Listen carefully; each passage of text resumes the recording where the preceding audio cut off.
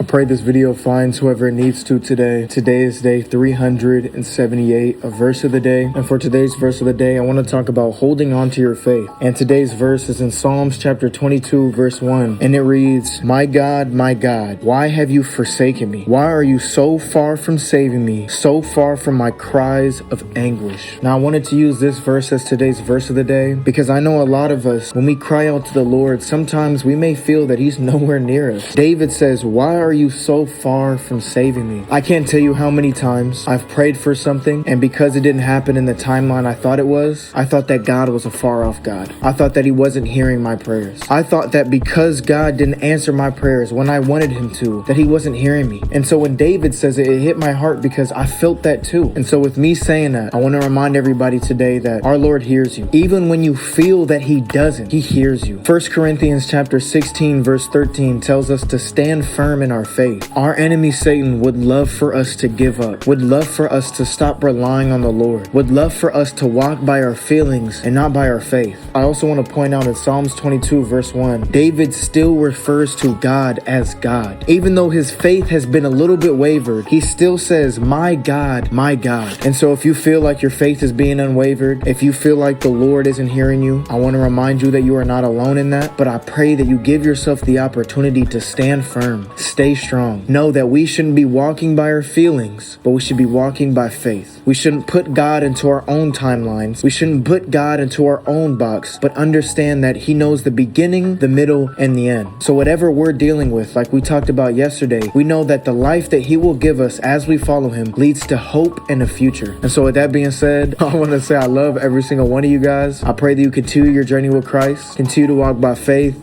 and not by sight. I want to say I love you guys, and I'll see you guys tomorrow. Peace.